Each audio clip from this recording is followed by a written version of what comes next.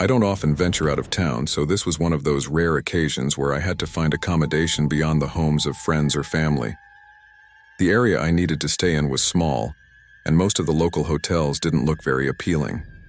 To my surprise, there was a single home listed on Airbnb. It marked my first experience with the platform, and the house seemed far more inviting than the hotels. I requested my dates, and within minutes, the place was booked. The following week, I embarked on a 14-hour drive to the town, which appeared deserted at night. The houses were dark, stores closed, and the streets devoid of people or cars. It was eerie, given my unfamiliarity with the town in the daytime. The street leading to the Airbnb was also shrouded in darkness, winding through a forested neighborhood. I finally reached the house, one of the few with porch and outdoor lights. Upstairs, a window emitted a soft glow. Assuming the previous guest had left it on by mistake, I paid it no mind. After settling in and locking the door, I heard a thud, which startled me. Investigating, I discovered strange noises, and eventually, an unknown man tried to enter my room. I called the police, and this unsettling experience has left a lasting impression. Airbnb may not be on my accommodation list for a while. A friend, Zach, and I embarked on a journey to attend a mutual friend's wedding in rural Wyoming. They had chosen their small hometown as the wedding location, which inconvenienced most of the guests. Despite this, we found a suitable Airbnb nearby and drove across several states in Zach's car to reach the heart of Wyoming. The town was primarily composed of farms, with a small central area for groceries, food, and some local businesses. Our Airbnb was a farmhouse, as expected, and it offered a vast expanse of land around it. This isolation from the rest of civilization became evident upon our arrival. The surroundings were dominated by fields, trees, and a dirt road leading to our destination.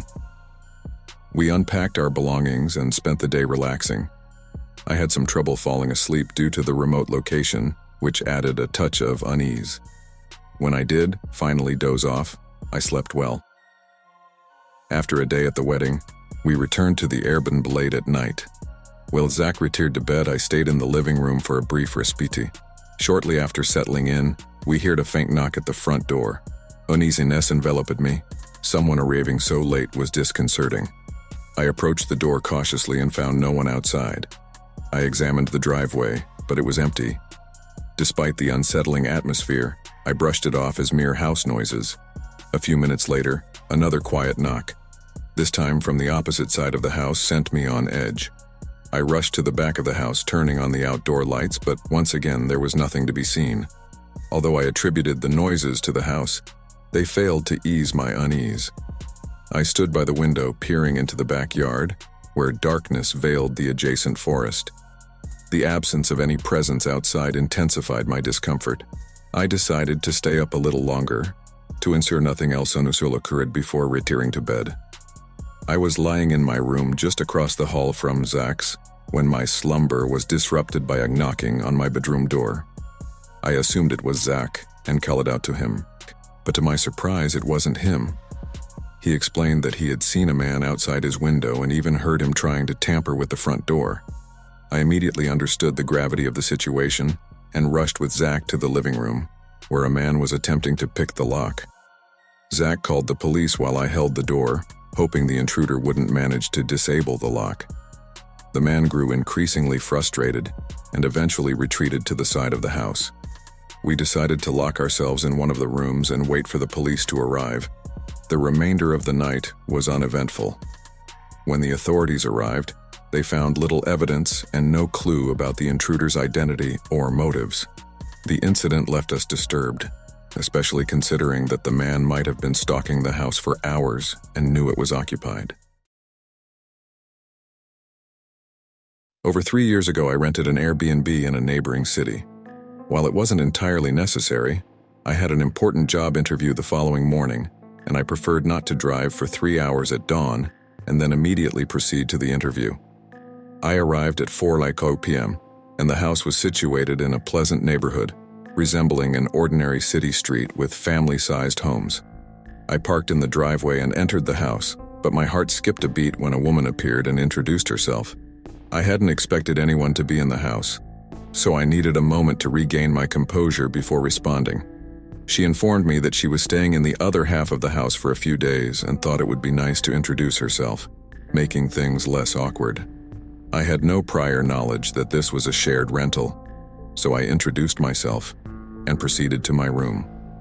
While attempting to check my reservation on the Airbnb app, the woman engaged in conversation, and it soon became evident that she was flirting with me. I was in my early 20s, and this unwarranted attention made me feel uncomfortable. I signaled my disinterest, but she failed to pick up on the cues. She kept smiling and persistently invited me to her room, even though I just wanted to eat and go to bed. As I continued to decline her advances, her smile turned into a frown, and she appeared displeased with my lack of interest. At the point where things began to get uncomfortable, my phone buzzed.